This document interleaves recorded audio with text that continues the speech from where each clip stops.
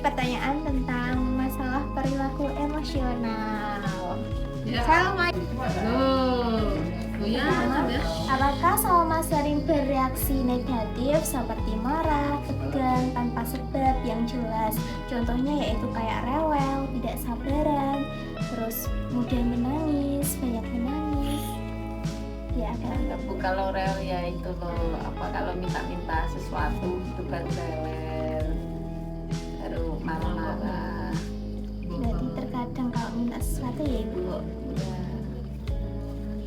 Oke, yang kedua yaitu apakah Salma tampak lebih memilih untuk menyendiri, kayak bermain sendiri, kayak ada teman-temannya itu dia memilih bermain sendiri dan kayak menghindari orang-orang lain gitu. Enggak Bu, sukanya sama teman-temannya. Suka sama teman-temannya ya. Oke. Yang ketiga, apakah Salma cenderung kayak menentang gitu, suka membantah kalau dikasih tahu atau melawan? Enggak Bu, langsung ini Iya. Terus yang keempat, apakah Salma suka takut atau cemas berlebihan tanpa sebab? Seperti kayak kalau lihat binatang apa gitu. enggak pernah sih. Biasa ya ibu? Ya, biasa. Terus nomor 5, apakah Salma sulit untuk konsentrasi, seperti perhatiannya itu mudah teralihkan atau banyak gerak atau tidak bisa diam? Misalnya Salma tidak bisa bertahan lama bermain dengan satu permainan, misalnya kayak permainan itu dia bosan langsung ke permainan yang lain. Ya wajar ya, segitu sih Bu, kadang ya begitu, kadang ya Berarti kadang-kadang ya iya. Oke, nomor 6 yaitu apakah Salma lebih banyak menempel atau selalu minta ditemani, mudah cemas atau tidak percaya diri? Contohnya yaitu kayak minta perlindungan, minta ditemani pada situasi tertentu. Ya kalau bermain sama teman-temannya, kalau nyaman ya dia bermain aja, kalau nggak nyaman ya baru nempel sama orang tua. Berarti kalau yang baru dikenal berarti dia itu ya kayak harus ditemani gitu. Iya. Nggak langsung plak. Ya kadang sih langsung akrab, cocok-cocokan. Oke, senyamannya berarti. Yang nomor 7, apakah Salma menunjukkan adanya perubahan pola tidur, misalnya sulit tidur, terus terjaga sepanjang hari, sering terbangun di waktu tidur, atau mimpi buruk, mengigau, dan lain-lain?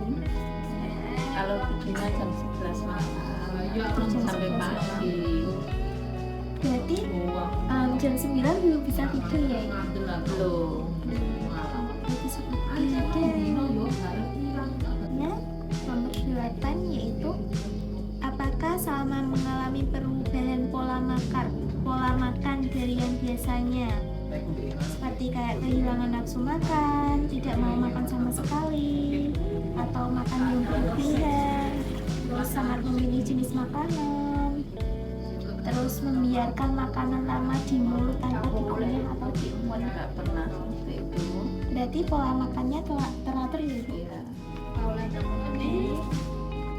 Untuk nomor 9 yaitu apakah Salma seringkali mengalami atau mengalami sakit kepala, sakit perut, atau keluhan fisik yang lainnya juga tertentu?